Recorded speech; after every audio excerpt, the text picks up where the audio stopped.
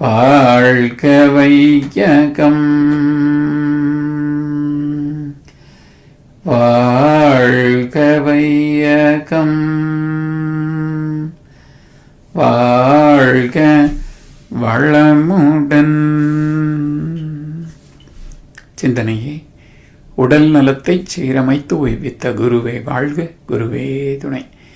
வேதாத்திரியம் வாழ்க வளமுடன்.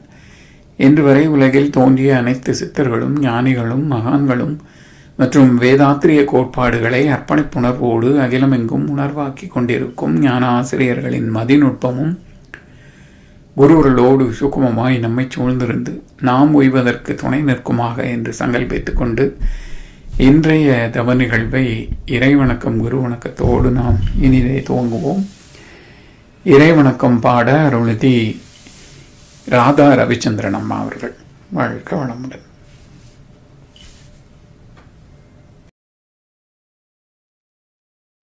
வாழ்க வையகம், வாழ்க வையகம், வாழ்க வளமுடன்.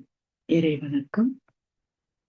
அழுத்தமெனும் உந்தாற்றல் ஒன்றை கொண்டே, அழுத்தமெனும் உந்தாற்றல் ஒன்றை கொண்டே அணுமுதலாய் அண்ட கோடி அனைத்தும் ஆக்கி, அணுமுதலாய் அண்ட கோடி அனைத்தும் ஆக்கி வழுத்தும் ஓர் அறிவு முதல் ஐந்தும் ஆறும், வழுத்தும் ஓர் அறிவு முதல் ஐந்தும் ஆறும் வகை வகையாம் உயிரினங்கள் தோற்றுவித்து, வகை வகையாம் உயிரினங்கள் தோற்றுவித்து முழு திறனுடன் காத்து முடிக்கும் வேளாம், முழு திறனுடன் காத்து முடிக்கும் வேளாம் முழு முதற் பொருளே நம் அறிவாய்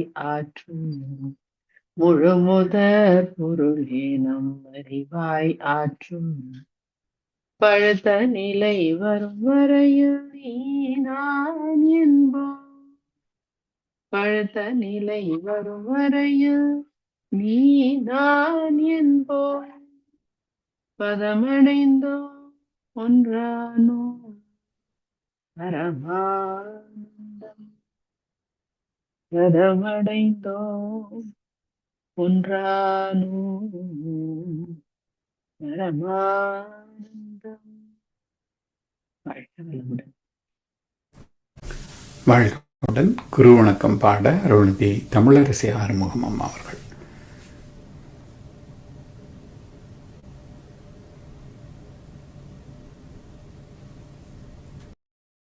தந்தை தாயிருயிரும் ஒன்று சேர்ந்து தழைத்தொரு உடலாகி உலகில் வந்தேன். அந்த ஈருயிர் வினைகள் அறமோ மற்றோ அளித்த பதிவுகள் எல்லாம் என் சொத்தாச்சு.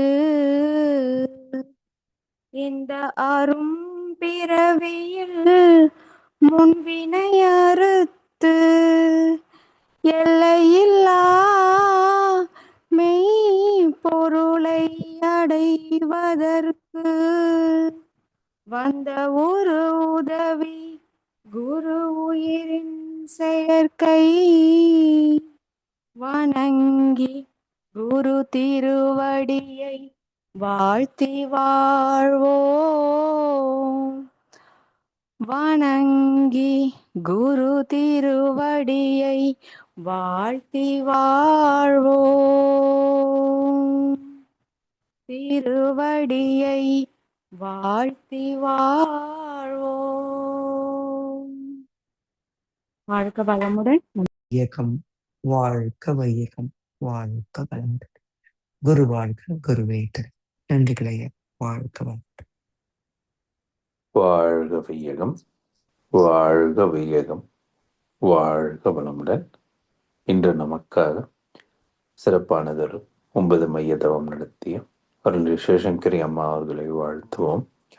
அருள்நிதி சிவசங்கரி அம்மா அவர்கள் வாழ்க வளமுடன். அவர்களின் அன்பு குடும்பம், அவர்களின் உடல்நலம், பொருள் வளம், மனவளம் மற்றும் அவர்களின் ஆன்மீக தொண்டு வாழ்க வளமுடன், வாழ்க வளமுடன், வாழ்க வளமுடன்.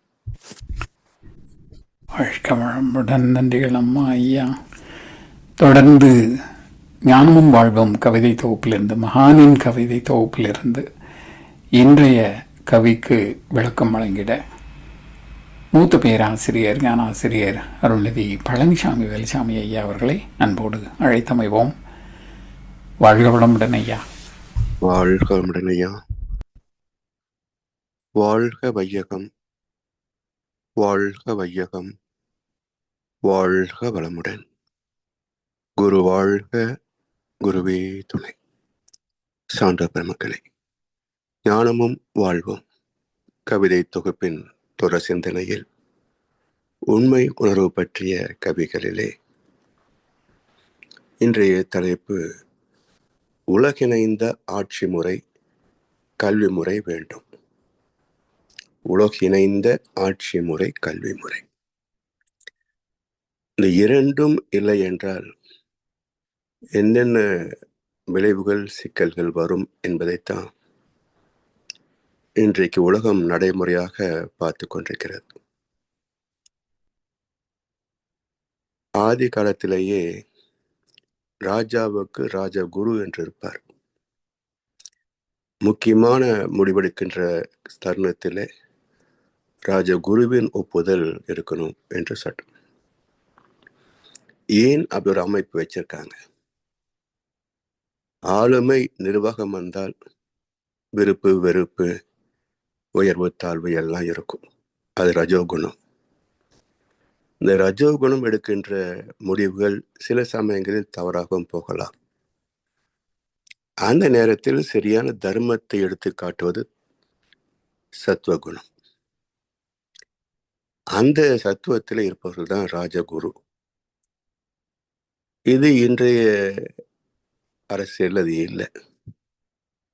எல்லாம் ஆணவமே ஆள்கிறது. அதனால் எது நல்லது, எது தீயது என்று கூட சிந்திப்பதற்கு தெரியாது. மக்களுடைய வாழ்க்கை தரத்தை உயர்த்துவதற்கு பதிலாக குறுக்கு வழிகளிலே பதவியை தக்க வைத்துக் கொள்வதற்கு என்ன செய்யணுமோ அதை செய்வார்கள். அதே போல கல்வி முறை, எங்கேயோ சவுத் ஆப்பிரிக்காவில் எங்கேயோ ஒரு யூனிவர்சிட்டியில் ஒரு அற்புதமான ஒரு கோட்டிங் கொடுத்துருப்பாங்க. தரமற்ற கல்வியும் ஒழுக்கமற்ற மாணவன் இருந்தால் உலகத்தை அழிப்பதற்கு அணுகுண்டு தேவையில்லை என்று. இது யதார்த்தமான உண்மை. தரமற்ற மாணவன், ஒழுக்கமற்ற கல்வி, வெறும் டிகிரி சர்டிஃபிகேட் மட்டும் வச்சுக்கிட்டு என்ன பண்றதுங்க? ஸோ தொழில் இருக்கு, சம்பாத்தியம் இருக்கு, வசதி இருக்கு, ஒழுக்கம் மட்டும்தான் காணும். அப்போ ஒழுக்கம் இல்லாத வாழ்க்கை எப்படி எப்பவுமே சுகம் தரும்? அதனால் இந்த இரண்டு துறைகளும் அடிப்படையிலே அறிவு சார்ந்த துறைக்கு மாற்றம் பெற வேண்டும். இதுதான் ஒரு சமுதாயத்தை உயர்த்துவதற்கு தேவையான அடிப்படை திட்டங்கள். அதனால் மகிழ்ச்சி சொல்றாங்க, உலக இணைந்த ஆட்சி முறை, கல்வி முறை வேண்டும். உலக இணைந்தால் ஆட்சி, அதுக்கு ஒன் வேர்ல்ட் கவர்மெண்ட்னு பேர். ஒரே நிர்வாகம். ரெண்டு இருந்தா போட்டி பொறாமை வந்துடும். ரெண்டு பேர் கூட்டணி வச்சுட்டா வச்சுக்கோங்களேன். அதான் பார்த்தோமே 60 வருஷமா எப்படி நடந்தது தமிழ்நாடுன்னு. யாரும் உள்ள ஒரு மாற்றத்தை கூட நிகழ்த்த முடியாது. ஓரலக ஆட்சி என்பது கூட மகர்ஷி என்ன சொல்லுவாங்கன்னா, 1 கோடி மக்களுக்கு ஒரு பிரதிநிதி. அப்ப ஐநா சபையில 820 பிரதிநிதிகள் இருப்பாங்க. அப்ப அந்தந்த தொகுதியினுடைய பிரச்சனைகளை, வளங்களை சீர் செய்து கொள்வதற்கு ஒரு பொதுவான கருத்துக்கள் ஏற்படும். அப்படி ஒன் வேர்ல்ட் கவர்மெண்ட்னு சொன்னா ஒரு மனிதனை வைத்து கொண்ட அமைப்பு அல்ல. ஒரு கோடிக்கு ஒருவனை வைத்துக்கொண்ட அமைப்பு. சரி, இப்போ கருத்தொடராய் வந்த வினை பதிவுகளின் வலுவை கணிக்காமல் மதிக்காமல் ஏற்ற நல்ல வினையால் திருத்திடவோ சீரமைத்தோ உய்ய நினையாமல் திரும்பவும் அப்பழைய வினைவழி நின்றே வாழ்ந்தால் வருத்துவதும் வருந்துவதும் அன்றி பலம் ஏது. வாழ்வுள்ளோர் அனைவரும் இவ்வுண்மை உணர்வோம். பெருத்து வரும் பழிச்செயல்கள் மாறி உலகு உய்ய பேருலகம் இணைந்த ஆட்சி கல்வி இவை வேண்டும். கருத்தொடராய் வந்த வினை பதிவுகளின் வலு. கருத்தொடராக வந்த வினை, இதுவே புரியணும். ஆத்மான்னு சொன்னா என்னன்றது தெளிவு இல்லை. ஒரு குழந்தை பிறக்கிறது என்று சொன்னால் யாரோ மேலிருந்து தீர்மானம் செய்து அந்த கருப்பை வைக்கிற மாதிரி ஒரு கருத்து தான் மக்கள் மத்தியில் இருக்கு. ஒவ்வொரு மனிதனின் அனுபவங்களும் தொடர்ந்து சந்ததி என்ற வகையிலே அது மாறிக்கொண்டே இருக்கும். தக்கார் தகவிலர் என்பது அவர் தம் எச்சத்தால் காணப்படும் என்பார் வள்ளுவர். எச்சம்னா என்ன? மிச்சம் தெரியும், எச்சம் ரெண்டுக்கு என்ன பேதம்? இப்போ விருந்து பரிமாறுகிறாங்க, நமக்கு இவ்வளவுதான் வேணும்னு தெரியும், இருந்தாலும் கொஞ்சம் கூடுதலா விழுந்துச்சு வச்சுங்களேன். அதை தின்னு வயிற்ற கெடுக்காம கொஞ்சம் தள்ளி வச்சுட்டோம் வச்சுங்களேன், மிச்சம் வச்சுட்டீங்க அப்படிம்பாங்க. சரி, வாயில போட்ட எதுவோ இடிக்குது, என்னன்னு தெரியாது, முழுங்கின ரிஸ்க்கு, என்ன பண்றோம்? அதை எடுத்து ஒழிச்சு வச்சிடும். என்ன எச்சில் வச்சுட்டீங்க, அப்படியே வச்சா மிச்சம், வாயில போட்டு வச்சா எச்சம், என்ன வித்தியாசம்? உமிழ்நீர் கலந்தது இல்லையா? வாயில போட்டதுனால உமிழ்நீர் கலந்தது, அதனால எச்சமாச்சு. இதே மாதிரி நாம் கொண்டு வருகின்ற 6 தலைமுறை வினைகள், 6 தலைமுறை வினைகள் இவையெல்லாம் சஞ்சிதம். இதுதான் நமக்கு எண்ணம் சொல் செயலாக மாறிக்கொண்டே இருக்குது. இது அப்படியே வாழ்ந்து அப்படியே நம்முடைய சந்ததிக்கும் விட்டு சென்றால் அது மிச்சம். இது சாத்தியமா? வாழ்கிறோம் இல்லையா, சுவைக்கிறோம் இல்லையா? அப்போ சஞ்சித கர்மாவோடு நம்முடைய பிராப்த கர்மா சேருது இல்லையா? அதனால் இது எச்சம். இந்த ரெண்டும் சேர்ந்து பிறக்கின்ற அடுத்த சந்ததி எச்சம். எனவே தக்கார் தகவிலர் என்பது அவர்தம் எச்சத்தால் காணப்படும். அப்போ ஒவ்வொரு தலைமுறையிலையும் நாம் என்ன சேர்த்து சேர்த்து வருகிறோமோ அதுதான் அடுத்தடுத்த தலைமுறைகளுக்கு போகுது. அப்போ அதர்மம் சார்ந்த செயல்களையே தர்மம் என்று ஒவ்வொரு தலைமுறையும் கூட்டிக் கொண்டே போனால் ஒரு கட்டத்தில் இயற்கையே பொறுக்காது. ஒரு கட்டத்தில் இயற்கையே பொறுக்காது. குஜராத்தில் வெள்ளம், அஸ்ஸாமில் வெள்ளம், ஜம்மு காஷ்மீரில் வெள்ளம், கேரளாவில் வெள்ளம், 100 இடங்களுக்கு மேலே காட்டுத்தீ, அங்கங்கே யுத்தங்கள், பிறகு எங்கேயோ நிலச்சரிவு கர்நாடகாவில். எல்லாம் என்ன? When preventive measures are not in practice, positive measures will come into force. ஒழுக்கத்தை பின்பற்றவில்லை என்றால் இயற்கை என்கவுண்டர் பண்ணும். சாவு. ஆடாதாட்டம் விளையாடியல்ல, சாவு. அதனால இந்த ஒழுக்கத்தை கற்பிக்க வேண்டிய ஒரு கடமையை தவறியது யார்? அந்த குற்றவாளிகள் யாரும் தெரிய வேண்டாமா? அவங்கதான் அரசியல் தலைவர்கள், மத தலைவர்கள். இந்த திருடர்கள்லாம் இந்த சமுதாயத்தின் அத்தனை குறைகளுக்கும் இவங்க தான் காரணம்.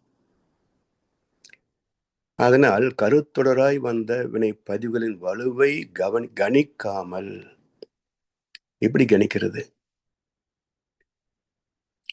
ஒரு சிலர் தொடர்ந்து சிக்கல் வறுமை இதிலேயே சிக்கியிருக்கிறாங்க.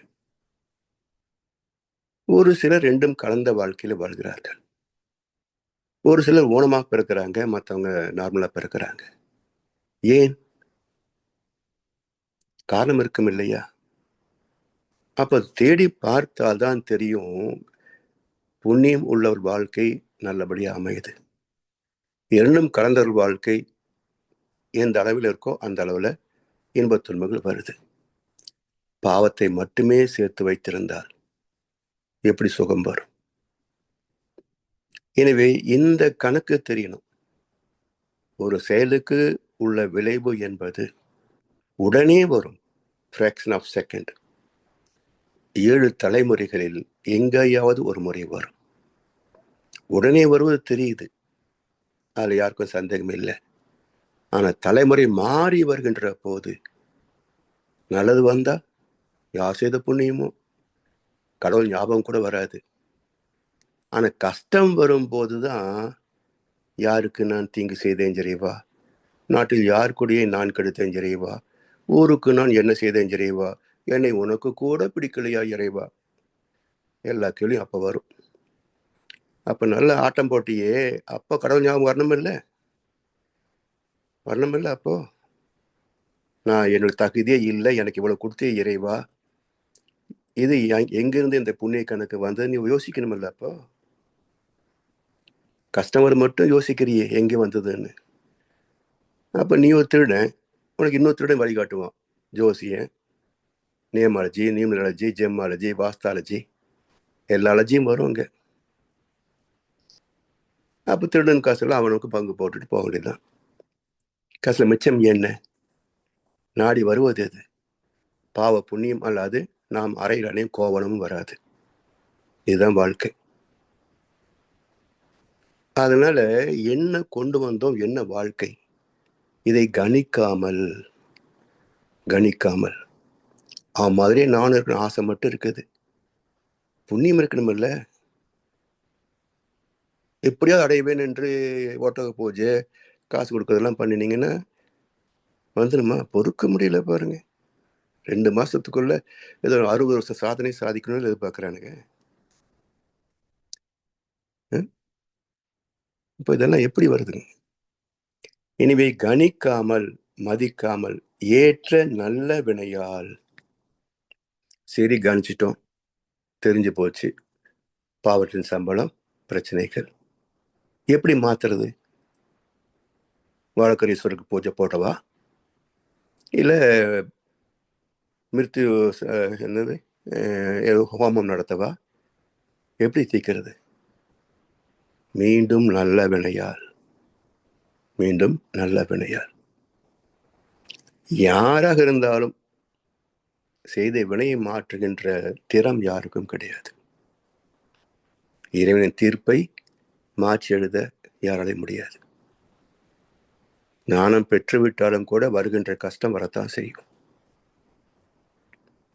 அப்போ என்ன வாழ்க்கை? வினை பதிவாம் சுமையை விடுத்து தூய்மை பெறவே கொண்டு வந்திருக்கோம். யாரும் 100% புண்ணியவான் கிடையாது. இந்த பூமியில 100% பாவியம் கிடையாது. எல்லாம் கலந்துதான் வந்திருக்கிறோம். குணம் நாடி குற்றம் நாடி அவற்றுள் மிகை நாடி மிக கொள்கிறோம். இவன் யோகிய, இவன் மகா யோகிய என்று பேதம் பிரிக்கிறோம். அதனால எதையும் மாற்ற முடியாது, அனுபவிச்சுதான் தீர்க்கணும். அப்ப என்ன செய்யலாம்? இது வரைக்கும் செஞ்ச பாவத்துக்கு சம்பளம் வந்துகிட்டே இருக்குது. இப்ப யாருக்காவது நம்ம சந்ததி நாசமா போகட்டும்னு எண்ணம் இருக்கா? சொல்லுங்க. எவ்வளவு ஐகத்தனம் பண்ணாலும் இன்னும் ஆட்சி பிடிக்க முடியுமா தானே பார்த்தாங்க. அப்போ யாருக்காவது நம்ம சந்ததி நாசமா போகட்டும் எண்ணம் இருக்கா? எல்லாருக்கும் 7 தலைமுறை நல்லா இருக்கணும்னு தான் ஆசை. அதுக்கு எங்க டெபாசிட் பண்றது? சுவிஸ் பேங்க்லையா, ஸ்டேட் பேங்க்லையா, இல்லை லண்டன் பேங்க்லையா, இல்லை துபாய் பேங்க்லையா? எங்க சேர்த்து வைக்கிறது? அற்றார் அழி பசி தீர்த்தல் அஃது ஒருவன் பெற்றான் பொருள் வைப்புழி. எங்க சேர்த்து வச்சா ஐடி கார்டு கேட்காம, பாஸ்வேர்டு கேட்காம, ஓடிபி கேட்காம நமக்கோ நம் 7 தலைமுறை சந்ததிகளுக்கோ தவறாமல் அந்தந்த நேரத்துக்கு நன்மைகள் வந்து சேரும் என்றால் அந்த பேங்க் தர்ம பேங்க், இறைவனின் அற, இறைவனின் அறம். அந்த தர்ம கணக்கில் சேர்த்து வச்சா துன்பமே வராது, 7 தலைமுறைக்கும் வராது. அதனால் இந்த கணித்ததன் பயன் என்ன, செயல்பாடு என்ன என்றால், ஏற்ற நல்ல வினையா இது வரைக்கும் வாழ்ந்த வாழ்க்கை, செய்த செயல் எப்படி இருக்கு, இதுக்கு ஏற்ற மாற்று செயல் என்ன? அதர்மத்திற்கு மாற்று தர்மம், பாவத்திற்கு மாற்று புண்ணியம், ஒழுங்கினத்துக்கு மாற்று ஒழுக்கமான செயல். இப்படி நம்மை மாற்றிக்கொண்டே வந்தால் நல்ல வினையால் திரித்திடவோ சீரமைத்தோ ஒய்ய நினையாமல் நம்மை திருத்திக்கணும். சீர் அமைத்தல் என்றால் தெய்வ நீதியோடு இணைந்து வாழ்வது சீர் அமைதல். இறை வழிபாடு என்றாலே தேங்காய் பழம் அர்ச்சனை இல்லை, இறை வழிபடுதல், தெய்வ நீதியின்படி வாழ்தல், அதுதான் இறை வழிபாடு. ஆனா எல்லாம் எங்க நிக்கிறோம்? கோயிலுக்கு போறதும், பூஜை புனஸ்காரம் பண்றதும், திருவிழா நடத்துறதும், இதுலதான் இருக்கே தவிர ஒழுக்கத்தில் இல்லையே. அப்ப கும்பிட்டா மட்டும் இறையில கொடுத்துருவான இலவசமா? அவன் அரசியல்வாதியா ஜால்ரா அடிச்சா எடுத்து கொடுக்கறதுக்கு? அப்ப அவனுக்கு தெரிந்ததெல்லாம் ஒரே விதிதான், செயலிலே விளைவாக தெய்வ ஒழுங்கமைப்பு. எந்த ஐஸ் வைக்கிற வேலையெல்லாம் அவங்ககிட்ட நடக்காது, எந்த துதியும் அவனை மகிழ்விக்காது. அவனுடைய தீர்ப்பு துல்லியமான தீர்ப்பு. நாத்திகனுக்கும் ஒரே மாதிரி தான், பக்தனுக்கும் ஒரே மாதிரி தான். அதனால அந்த தீர்ப்பை மதித்து திருத்திடவோ சீரமைத்தோ ஒய்ய நினையாமல், நல்லதை செய்துதான் பாவத்திலும் தப்பிக்க முடியுமே தவிர, ஐகுத்தனத்தையே செஞ்சுக்கிட்டு பாவத்திலும் தப்பிக்க நினைச்சா அவனை மாதிரி அடிமுட்டால் யாரும் இருக்க மாட்டாங்க. எனவே சீரமைத்தோ ஒய்ய நினையாமல் திரும்பவும் அப்பழைய வினை வழி நின்றே வாழ்ந்தார். திரும்ப அப்பழைய வினை வழியே நின்று வாழ்ந்தார். மனசை திருத்தாம, எண்ணத்தை திருத்தாம, செயலை திருத்தாம, மறுபடியும் அதே பழைய வாழ்க்கையிலேயே அடுத்தவனை கெடுத்து தலை மேல் வரணும்னு நினைச்சா ஆண்டவன் கொடுப்பான் அந்த வாய்ப்பை. அப்ப புண்ணியத்தின் கணக்கில் ஒரு வாய்ப்பு வருகின்ற போது வள்ளுவர் என்ன சொல்லுவார் தெரியுங்களா? பொருள் அல்லாதவரையும் பொருள் என செய்யும் பொருள் அல்லது இல்லை பொருள். அவன் ஒரு பைசாக்கு லாய்க்கு இல்லைங்க, பண்ணி மேய்க்கத்தான் லாய்க்கு. ஒரு திரைப்படத்துல பார்த்தேன், மன்னன் யாரு அப்படின்னா இன்னார் அப்படின்னா, ஆட ரொம்ப பொருத்தமா இருக்கு இந்த ரோலுக்கு. எப்படி இந்த பண்ணி மேய்க்கிற லாய்க்கு இவனுக்கு பதவி வேணும்னு சொன்ன எப்படி? அதனால திரும்பவும் அப்பழைய வினை வழியே நின்றே வாழ்ந்தால் வருந்துவதும் வருத்துவதும் அன்றி வளம் ஏது. எத்தனை பேர் அழ வச்சிங்க, அழு உட்காந்துப்போ. வருந்துவதும் வருத்துவதும் அன்றி வளம் ஏது. இனி அவ்வளவுதான், ஆடி ஆட்டம் எல்லாம் முடிஞ்சு போச்சு. இனி அடுத்த ஆட்டம் ஆரம்பமாகும், என்னுடைய என்கவுண்டர். அப்ப தெரியும் தர்மம் என்ன என்னன்னு. வாழ உள்ளோர் அனைவரும் இவ்வுண்மையை உணர்வோம். இந்த உண்மை உணர வேண்டும், உணர்த்த வேண்டும். இப்ப மகிழ்ச்சி வரலன்னு நமக்கு எப்படிங்க இதெல்லாம் தெரியும் இல்லையா? மகிழ்ச்சி இல்லைன்னா நமக்கு இதெல்லாம் தெரிஞ்சிருக்குமா? நாமும் இதே போல ஏற்கனவே சொன்ன பாருங்க, இத்தனையும் நாமளும் செஞ்சுட்டு இருந்தது தானே. இங்க வந்தோம், புண்ணிய பதிவு, அதை விடால் பற்றி கொண்டோம், அதனால் பெற்ற வளர்ச்சி மேன்மை, அது ஏதாவது தெரிஞ்சுக்கிறோம், மாத்திக்கிறோம். தெரியவே இல்லைன்னா, வரவே இல்லைன்னா எப்படி தெரியும்? அதனால் உணர்வது மட்டுமல்ல, உணர்த்துவதும் கடமை. அப்ப யார் சொன்னா கேட்பாங்க? நான் போய் சொன்ன யாரும் கேட்பாங்களா? சட்டம் போட்டா கேட்பாங்க. யார் சட்டம் போட முடியும்? எல்லோரும் இன்புற்றிருக்க நினைப்பதையோ அல்லாமல் வேறொன்றும் அறியன் பராபரமே. அவர் சட்டம் போட்டா சரியா இருக்கும். திருட்டு பசங்க சட்டம் போட்டா எப்படி இருக்கும்? அப்போ நல்ல ஒரு சமுதாயம் அமைய வேண்டும் என்றால் தனி மனிதனும் ஒழுக்கத்தை பின்பற்றணும், அந்த ஒழுக்கத்தை பாதுகாக்கக்கூடிய அமைப்பும் இருக்கணும். அதனால்தான் உலக சமுதாய சேவா சங்கம் உலக சமாதான சேவா சங்கம் பேர் வைக்கல மகரிஷி. அப்படி வச்சிருந்தா நிறைய கிராண்ட்ஸ் கூட கிடைச்சிருக்கலாம் உலக அளவில். ஆனா மகரிஷி அப்படி வைக்கல. ஏன்? ஓருலக ஆட்சி வந்து விட்டால் உலக சமாதானம் தானே வந்துவிடும். சரி, விட்டுலாம். அதோட கெடுக்கிறதுக்கு எத்தனை நாள் ஆகும்? கெட்டு போறதுக்கு எத்தனை காலம் ஆகும்? அப்ப மீண்டும் அது கெட்டு போகாமல் பாதுகாக்க வேண்டும் என்றால் மனித இனம் உள்ளளவுக்கும் உலக சமுதாயத்திற்கு சேவை செய்யக்கூடிய ஒரு நிரந்தரமான சங்கம் வேண்டும். அப்போ 14 அம்ச திட்டத்துல மகரிஷி என்ன சொல்லுவாங்க? உலகம் முழுவதும் ஆங்காங்கே மனவளக்கலை மன்றங்கள் நிறுவி இந்த ஒழுக்கத்தை பாதுகாக்க வேண்டும். இல்ல மறுபடியும் கெட்டு போயிடும். அப்ப பாதுகாப்பதுன்னு சொன்னா அந்த ஒன் வேர்ல்ட் கவர்மெண்ட்டுக்கு அது இருக்கணும் இல்லை, அது நடைமுறைப்படுத்தணும் இல்லை, பாதுகாக்கணும் இல்லை. அது இல்லைன்னா கெட்டு போறதுக்கு எவ்வளவு காலமாகும்?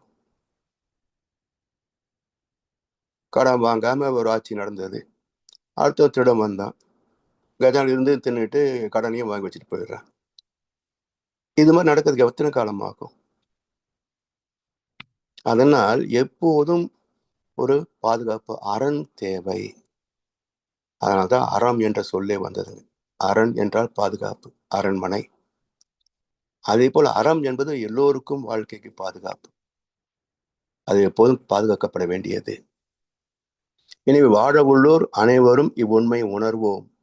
பெருத்து வரும் பழிச்செயல்கள் மாறி, பெருத்து வரும் பழிச்செயல்கள் நாளுக்கு நாள் நல்லதை விட தீயதே அதிகமாகிறது. எங்கேயோ ஒன்று பார்த்துட்டு ஆஹா சூப்பர், நீங்க கெட்டதை பார்க்காதீங்க, நல்லதை பாருங்க. நல்லது ஒரு புள்ளி, மிச்சம் போற கருப்பா இருக்குது. ஒரு புள்ளியை பார்த்து சந்தோஷப்பட முடியுமா? ஏகமா பார்க்கணும். அப்படி பார்த்தா தான் தனி மனிதனுக்கு உணவு இல்லைன்னு ஜெகத்தின் அழித்திடுவோம் என்று பாரதியார் ஏன் சொன்னாரு? ஒரு மனிதனுக்கு உணவு இல்லை என்றால் உலகத்தை அழிக்கணுமா? ஏன்னா ஒவ்வொன்னா கெட்டு போயிடும். அதனால் ஒரு புள்ளியை மட்டும் பார்த்தா போதாது, ஒட்டுமொத்த உலகத்தையும் பார்க்கணும். அதனால் பெருத்து வரும் பழிச்செயல்கள் ஒவ்வொரு நாளும் பார்க்க என்ன மனிதர்கள், என்ன வாழ்க்கை, ஏன் இப்படி? எதை கொண்டு போக முடியும் சொல்லுங்க? எதை வச்சு நம்ம காப்பாற்றிக்க முடியும்? இறை நீதி ஒண்ணு இருக்கு. என்னதான் செல்வத்தை குவித்து வைத்தாலும், பதவியில உயர்ந்திருந்தாலும், அது நம்ம தலைகீழ தெரு நிறுத்தத்துக்கு எவ்வளவு நேரம் ஆகும்? இப்ப நிலச்சரிவு நடந்தது, அங்க ஒவ்வொரு வீட்டுல எத்தனை நகை வச்சிருப்பாங்க, சொத்து வச்சிருப்பாங்க, பெரிய பங்களா கட்டியிருப்பாங்க. அத்தனை மண்ணுக்குள்ள போச்சுல வயநாட்டுல, பார்த்துமில்ல. இது இங்கே நடக்காது என்பதுக்கு என்ன உத்தரவாதம் சொல்லுங்க? அதனால்தான் இந்திய தத்துவங்கள் நிலையாமையை போதித்தது. மேல்நாட்டு தத்துவங்கள் லைஃப் இஸ் டு என்ஜாய். ஆனா இந்திய தத்துவம் என்ஜாய் பண்ணு, அதுல இது நிரந்தரம் இல்லை என்பதை ஆள் மனசுல வச்சுக்கோ. இருப்பது பொய், போவது மெய் என்று எண்ணி நெஞ்சே ஒருத்தருக்கும் தீங்கதை நினையாது. நல்ல செய்யட்ட பரவாயில்ல, புண்ணியம் வராது, அவ்வளவுதான். ஆனா கெட்ட செஞ்சா பாவம் வரும். அப்போ ஒண்ணு இல்லைன்னா பிரச்சனை இல்லை, பசியும் இல்லை, வயிறு உப்புசும் இல்லை. ஆனா பசிச்ச பிரச்சனை தானே. அப்போ புண்ணியம் செய்யவில்லை என்றால் பரவாயில்ல, நல்லா செய்யலைன்னா புண்ணியம் இல்லை, பரவாயில்ல. ஆனா கெட்ட செஞ்ச பாவம் வருமே, பாவத்தின் சம்பளம் தான் எல்லாமே. அதனால பெருத்து வரும் பழி செயல்கள் மாறி உலகு ஒய்ய. மாறினால்தான் உலகம் பிழைக்க முடியும், மக்கள் பிழைக்க முடியுமே தவிர இதே வாழ்க்கை நிலையில் இருந்தால் இயற்கையே உலகத்தை அழித்துவிடும். அதுதான் இப்ப நடந்துட்டு இருக்கு. பேருலகம் இணைந்த ஆட்சி, கல்வி இவை வேண்டும்.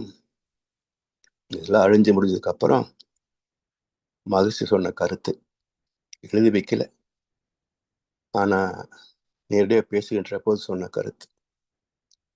உண்ணா நோய் கிருமி, இல்லை உணவு நீர் பற்றாக்குறை, அல்லது உலக யுத்தம், இயற்கை சீற்றங்கள், அது நோயில சேர்ந்துடும்.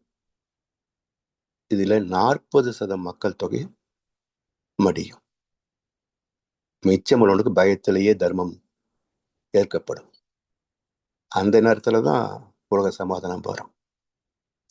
அப்போ எந்த அறிஞர் எந்த திட்டத்தை வகுத்தாலும் அது நான் வகுத்து வைத்திருக்கின்ற திட்டத்தை சார்ந்திருக்குமே தவிர இதற்கு மேல் ஒன்று கிடையாது அப்படின்னு சொன்னார். அதனால மகன்கள் வாக்கு ஏதோ அரசியல்வாதியின் வாக்கு அல்ல, மதவாதியின் பொய் வாக்கு அல்ல. இது சத்தியத்தின் வார்த்தைகள், தெய்வத்தின் வார்த்தைகள். அந்த தெய்வத்தின் குரலை கேட்டு மதித்து பின்பற்றுவதற்கே நாம் ஒரு புண்ணியம் செய்திருக்கிறோம். இல்லைன்னா இங்க வந்து சேர்ந்திருப்போமா? அதனால் அந்த புண்ணியத்தின் பலனாக நாம் ஒரு நல்ல வாழ்க்கையை பெற்றிருக்கின்றோம். இதே வாழ்க்கை எல்லோரும் பெற வேண்டும்.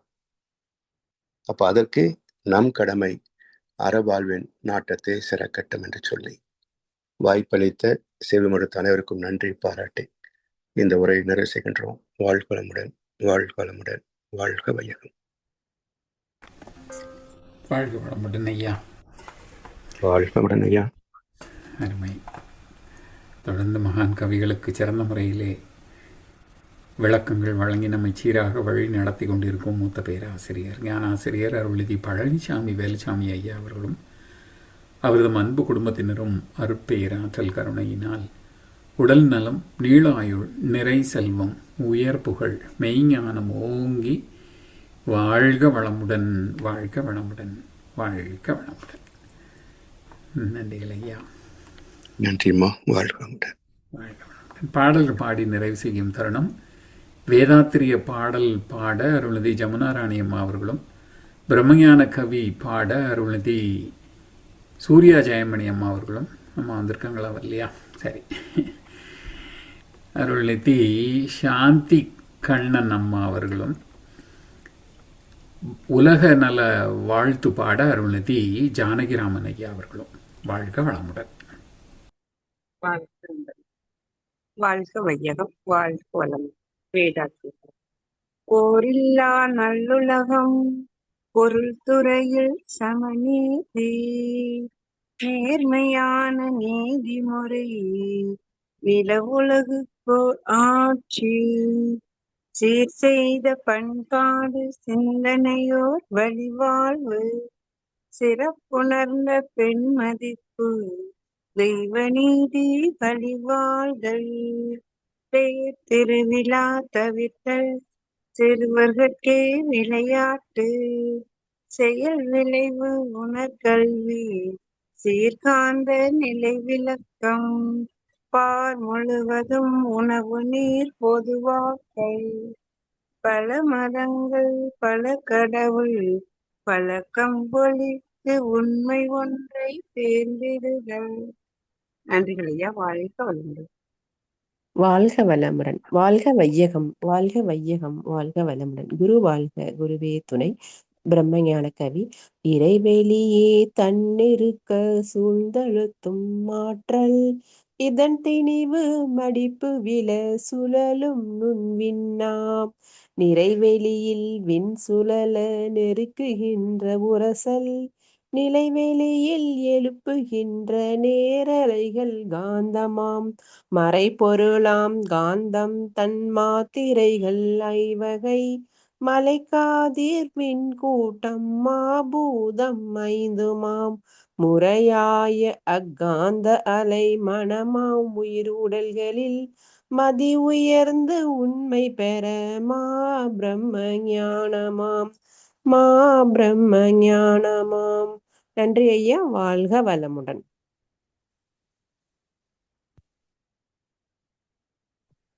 வாழ்க வளமுடன். இறைவெளியே தன்னிருக்க சூழ்ந்தழுத்தும் ஆற்றல், இறைவெளியே தன்னிருக்க வாழ்க வளமுடன் ஐயா. உலக நல வாழ்த்து. ஓ உலக நலம். உலகமெல்லாம் பருவமழை ஒத்தபடி பெய்யட்டும், உழவரெல்லாம் தானியத்தை உவப்புடனே பெருக்கட்டும், பெய்யட்டும். பல தொழில்கள் புரிகின்ற பாட்டாளி உயரட்டும். பகுத்துணர்வில் தொகுத்துணர்வு பண்பாட்டை உயர்த்தட்டும். கலகங்கள் போட்டி பகை கடந்தாட்சி நடக்கட்டும். கல்லாமை கடன் வறுமை களங்கங்கள் மறையட்டும். நலவாழ்வை அளிக்கும் மெய்ஞான ஒளி வீசட்டும். நம் கடமை அறவாழ்வின் நாட்டத்தே சிறக்கட்டும். நம் கடமை அறவாழ்வின் நாட்டத்தே சிறக்கட்டும். நம் கடமை அறவாழ்வின் நாட்டத்தே சிறக்கட்டும். வாழ்க வையகம், வாழ்க வையகம், வாழ்க வளமுடன். நன்றி. வாழ்க வளமுடன். இன்றைய தவத்தில் கலந்து கொண்ட நண்பர்கள், தவத்தை வழிநடத்தியோர், நற்சிந்தனை வழங்கியோர், பாடல்கள் பாடியோர் அனைவரும் வாழ்க வளமுடன். அவர்களின் அன்பு குடும்பம், அவர்களின் உடல் நலம், மனவளம், பொருள் வளம், அருள் தொண்டு, ஆன்மீக தொண்டு வாழ்க வளமுடன், வாழ்க வளமுடன், வாழ்க வளமுடன்.